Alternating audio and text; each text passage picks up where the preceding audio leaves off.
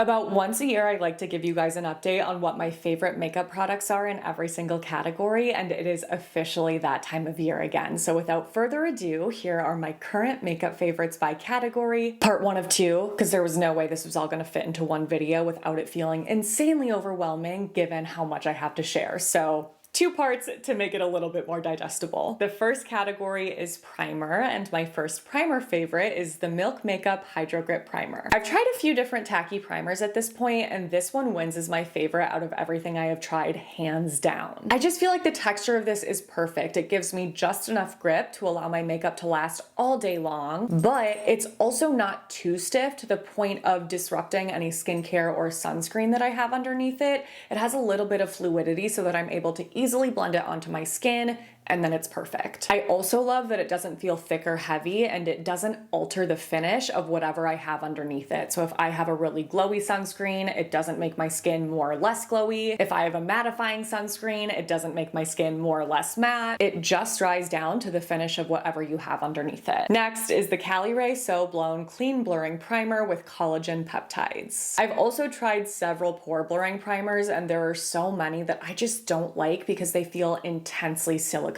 There's just something about that feeling that I really don't enjoy, so I love that this doesn't have that. To me, this feels like a gel lotion with a soft, slightly powdery feel, and it truly is so blurring. The littlest bit goes the longest way, and it instantly smooths the look of large pores and texture. It really is like a filter in a bottle, but it's not something that I use every single time that I do my makeup because of the fact that it kind of mattifies a bit. So I do really enjoy using this if I end up using skincare products that just make my skin look too wet, too dewy, a little greasy. It tones that down really well. But if I'm using products to really enhance my glow and I don't want anything to tone that down, then I will skip this on those days. One thing to note about this is that it's not fragrance free. It does have a citrus scent. I don't love the smell of it, but it's fine because it doesn't linger and it's never irritated my skin. My second to last favorite primer is the Charlotte Tilbury Invisible UV Flawless Poreless Primer. This has broad spectrum SPF 50, so I love that I'm getting both a primer and sunscreen in one with this, and it really has the most beautiful feel and finish. It's lightweight, it's hydrating, it gives you this like soft, radiant glow versus being something that looks really luminous on the skin or extra wet and dewy. It's like the perfect subtle glow enhancer with any complexion product that I pair it with. And last but not least is the Charlotte Tilbury Hollywood Flawless Filter. Compared to this primer, this one is definitely more intense when it comes to how radiant it makes your skin look, so that is why I stayed away from this for the longest time, but when I started mixing it with foundation, I was like, oh. I know a lot of people do really love to wear this by itself. It's kind of just like this skin perfector. It's available in a lot of different shades, so I know that people will use this in place of other complexion products, but that is not my journey. I just think it makes my skin look way too greasy and highlightery, so I never wear it that way, but I am obsessed with it mixed with foundation. And one of the biggest reasons for that is that I feel like it makes anything that I mix it with just look a little bit more natural. It shears it out. It brings this like skin-like effect to it in some way. It's just such a beautiful product, but I do still have to be careful with how much I use because if I overdo it on accident, it looks like too much. So ever since I started using it that way, I think this winter, this has just been something that I reach for non-stop. And if you would like to see how this compares to 11 other glowy primers, then I am going to list a glowy primer showdown that I did in my description box below. I show you guys how all of those primers look on my bare skin, how they look mixed with foundation, and how they hold up throughout the day because I do a wear test for every single one. All right, that is it for my favorite primers. Let's move on to my favorite skin tints / foundations. I do also want to make sure that I'm quickly mentioning the tool / brush that I'm using to apply each product because that's actually something I'm asked quite often. So I will make sure to do that at the start of each category where I do use something to apply it. With primer, I just use my fingers, so nothing for that. But for any skin tint, foundation, BB cream, CC cream, you name it, I always use my Real Techniques Beauty Sponge. This is the best. I think it's way better than the Beauty Blender. I just think it's the best. So I will have this along with all of the brushes I mentioned for each category, and of course, all of the products I mentioned as well, listed and linked in my description box below for you guys. All right, first up is my longest favorite in this category. A lot of you will be familiar with my thoughts on this. It's the L'Oreal True Match Nude Hyaluronic Tinted Serum. I initially fell in love with this because I feel like this was the first lighter coverage product I had ever tried that really made my skin look amazing lasting and also lasted all day long. So this gives me light to medium coverage with a natural finish, and the texture of it is very thin and spreadable. So it's super easy to work with. The downside to that is that it comes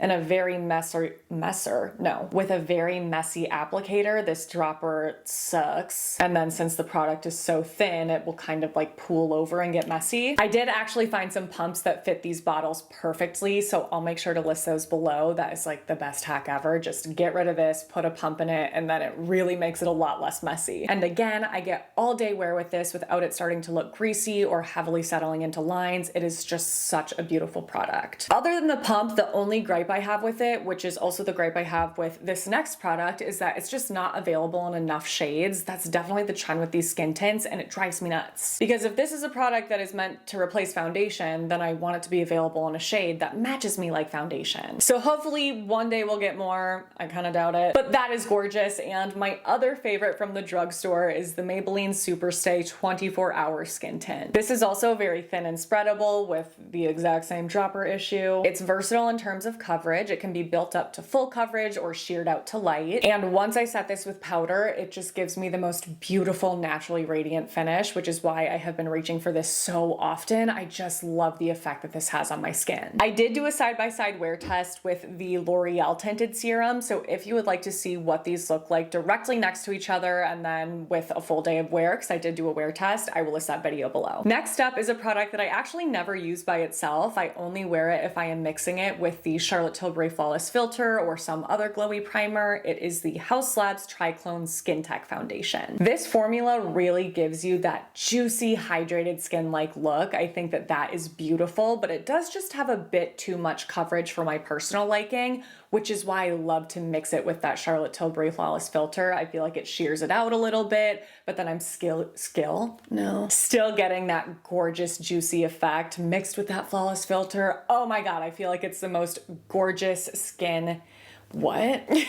I'm struggling. I feel like it's just the most gorgeous skin illuminating duo without it being too intense. My last favorite for this category is my newest favorite. It is the Ciel Tint and Protect SPF 50 Tinted Serum. This is something that I was actually struggling with when I first tested it out about a year ago. I just must have been using it with something that didn't agree with it because it was breaking up on my skin and not lasting all day long. But I had heard such amazing things about this product that I was like, I don't want to give up on it, so I'm gonna set it aside and then revisit it later. And once I did, I became obsessed because this has the thinnest texture ever. It is so insanely lightweight. And I feel like it's actually very similar to the Haus Labs foundation in the sense that it gives you that like juicy, hydrated skin-like look. But this has significantly less coverage than something like Haus Labs. So it's like sheer to medium at absolute max. And I love that about it because it gives me that more natural look with the kind of finish that I really love. And since using Milk Hydro Grip with my favorite powders, which we'll talk about in a second, I have not had any issues with this breaking up on my skin. It's been lasting all day long and looking beautiful. Next up is concealer. I only have two favorites in this category right now. One is high-end and one is drugstore. So the high-end option is Haus Labs. Just like the foundation, this has such an amazing juicy skin-like finish. It is truly the most skin-like concealer I have ever used. It just makes your under eye area look so nice and hydrated. It's not like it's glowy because it's radiant, it's glowy because it makes your skin look juicy. It does have a very creamy texture, so be careful not to over apply it, otherwise it will start to go creasy. But with just a little bit and blend it out nicely with either my Real Technique sponge or something that I recently started using and enjoying based on your guys' recommendation, the e.l.f. Camo Concealer Sponge, it looks flawless. And the coverage starts off as medium but is buildable up to full. My favorite drugstore concealer is the Maybelline Superstay Activewear Concealer. This is very different from Haus Labs because where Haus is creamy and juicy, this is extra thin, like probably the thinnest concealer I've ever tried. And it dries down to have more of a natural matte finish on my skin. So it's not something that's so matte that it makes my under eye area look dry or crepey or like I have a lot of fine lines. Obviously, I don't have pronounced fine lines as is, so I'm not sure how this would work for you if you do have more mature skin, but I feel like I just get such a flawless look with this. It's one of those concealers that I feel like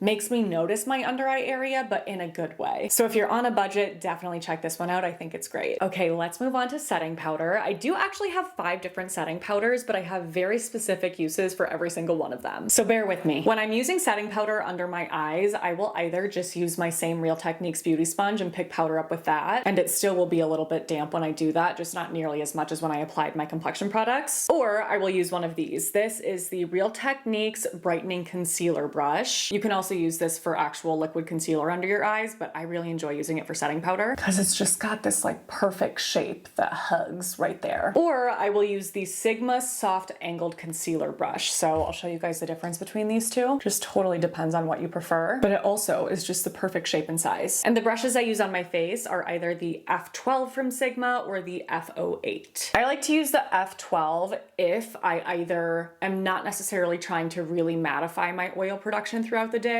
or I'm using a setting powder that is really matte and I don't want to overdo it. Because applying with this gives me a very different result than this precision powder brush, which just mattifies more. So if I want a more matte effect, like let's say I have a really, really glowy base on and I want to make sure that that doesn't end up looking greasy, then I will use this. Or if I'm using a powder that maybe is a bit more luminous and I want it to be packed down a little bit, like pressed down more so that I get better oil control, then I will use that. Does that make sense? I'm telling you, there's a specific purpose for literally everything in my brain, but it might not always make sense. All right, first is my longest powder favorite. It is, of course, my trusty e.l.f. Halo Glow Setting Powder. This is absolutely gorgeous. I've talked about it for years at this point. I love the fact that it sets my makeup, makes it last all day, prevents my skin from looking super oily, but doesn't do so in such a flat, dry, matte way. I mean, yes, of course it's gonna do that to some extent because it's powder, but there's something a bit more luminous about it than other powders that I have tried that are really flat and dry. But I love that it's just the right amount of glow so it doesn't feel like I'm using an extra luminous setting powder. For days when I want a bit of a blurred effect on my skin, but again, not too matte, not dry looking, I will use the Amico Lay Skin Melt Loose Setting Powder. This is something that I discovered this winter, so I was wearing this nonstop with my House Labs and Charlotte Tilbury Flawless Filter combination. Those 3 products in the winter, oh my God, it was like magic for me. But as the weather has started to warm up and become more humid here in Minnesota, I have noticed that this does not keep my skin from looking greasy throughout the day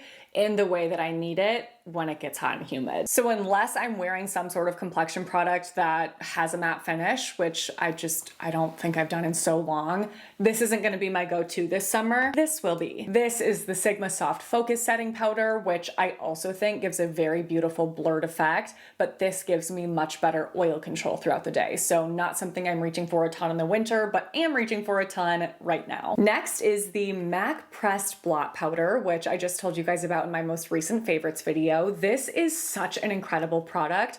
I love that this isn't something that adds any coverage. It doesn't really alter how my makeup looks. It strictly absorbs oil. I mean, that obviously is going to affect the way that my makeup looks, but there's nothing about this in the way that there is the e.l.f. powder where it's going to make my skin look maybe a little bit more ethereal and glowy. But it's not like the Sigma powder either. It really is something that's unique to my collection, so I absolutely love having this if I don't want to add any extra powder to my face, but I really do just want to absorb oil. Also, I will have the shades listed below for every single product, and I'll make sure to have my fair shade and my self-tan shade if I have 2 shades in both. This one I wanted to call out because this is the shade medium. In what world? Like when I was looking at the pictures online and comparing it to this, I was like, oh, I must have the fair one. Nope, this is medium. So just be mindful of that when you are selecting shades for this powder if you're picking it up, because what? And my last powder favorite is the Charlotte Tilbury Airbrush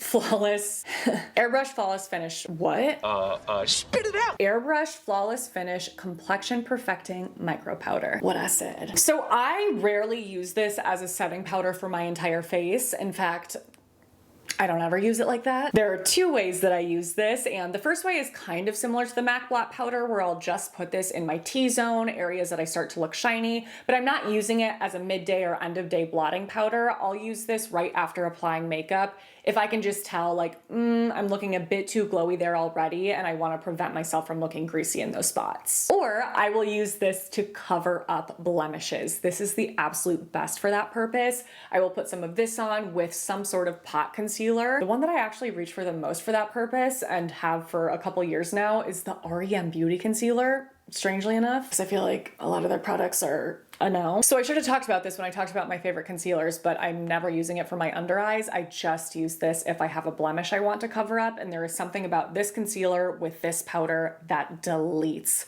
my zits. All right, so those are all the categories I wanted to cover for face makeup favorites. We are now going to wrap up the video with eye makeup favorites. And then part 2 will be bronzer, blush, highlight, and lips, and then both videos will be even in terms of the number of products I cover. Okay, eyeshadow. We've actually had several different neutral palette launches recently, like we have the new Makeup by Mario one, Patrick Ta, Kosas Undressed, but none of those are my favorites because I discovered some other palettes on, was it YesStyle or Amazon? I'm not sure which one. One of the two. Some Asian beauty palettes that are what I have been looking for my entire life. And that is a palette full of light transition shades. Like, look at this. Finally. Like, when I put these side by side, you can see why this would be so life-changing for me, because this is something that, yes, has beautiful shadows, but only a few that I can really use. These are all just way too dark for me. So finding palettes like this that have shades that are all perfect for me instead of just a few in the entire palette is